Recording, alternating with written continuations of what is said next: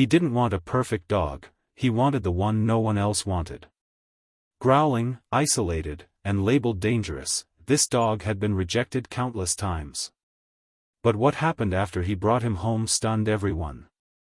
Most people go to the shelter with a picture in their mind, a fluffy tail, bright eyes, maybe a happy bark.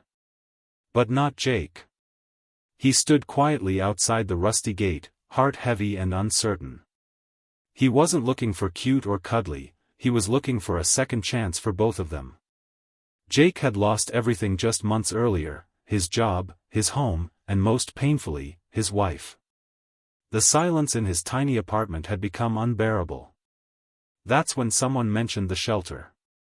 Maybe a dog will help, they said. He wasn't sure, but something inside him whispered, go.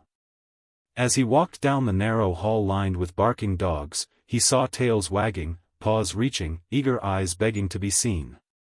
But one cage at the far end was different, no wagging tail, no hopeful eyes, just a pair of cold, dark ones staring back at him. The sign on the kennel read in bold red letters, "Do not approach." Aggressive. Most people would have walked away. But Jake didn't. He stopped. He crouched. And the dog growled, low, a deep warning sound. Jake didn't flinch. He just whispered, "I know what it's like to be unwanted." And that's when the story truly began. The dog was massive, a German Shepherd mix. His coat ragged, ears scarred, and teeth always just barely exposed. A young shelter worker, nervously clutching a clipboard, stepped beside Jake. "His name's Brutus," she said, her voice low. "He's been here the longest. No one, ever asks about him." Jake didn't take his eyes off the dog. "Why not?" The worker shifted uncomfortably. "He's been returned 5 times. Last time he bit the owner. They say he's unpredictable, dangerous." Jake nodded slightly, not surprised. Something about the dog reminded him of a version of himself he was still trying to understand, hurt, closed off, ready to bite before being wounded again. Brutus let out a low, rumbling growl that vibrated through the steel bars. Jake didn't move. He just kept watching. "Can I meet him?" Jake asked calmly. The worker blinked. "You want to go inside?" Jake nodded again. "Yeah. I think he's been waiting long enough." The shelter supervisor arrived moments later, her expression tight. "You sure about this?" she asked Jake, eyeing him carefully. "That dog isn't just moody, he's been through trauma. We've had staff injured. He doesn't trust anyone."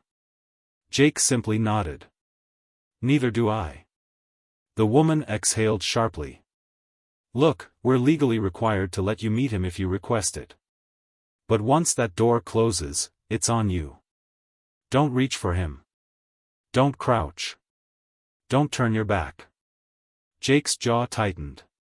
"Understood." A second handler joined, holding a heavy-duty leash with reinforced clips. "We usually muzzle him," he muttered. "Still growls through it." Brutus stood rigid in his cage, not wagging, not moving, just watching. The air felt thick, as if the whole shelter was holding its breath. Jake stepped forward, calm and slow. The cage door creaked open. And for the first time in weeks, Brutus took a step forward too.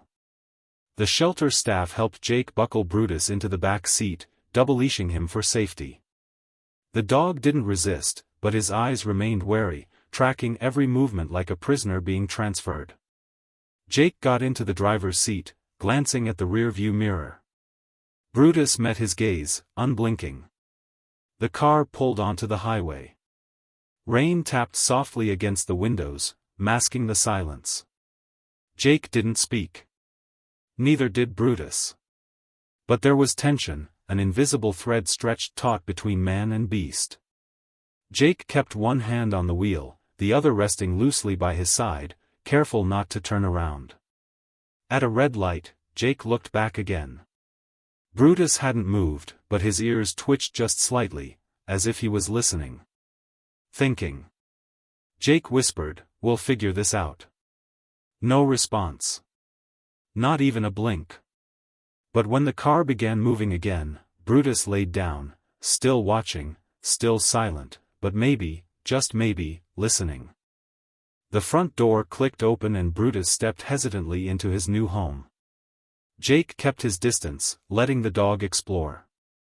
But it wasn't peaceful. Brutus moved with the stiffness of a soldier, head low, muscles coiled.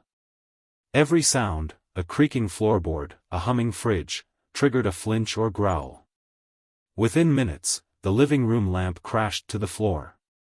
Brutus had bolted at the sudden buzz of Jake's phone vibrating. He snarled, baring his teeth, cornered beside the couch.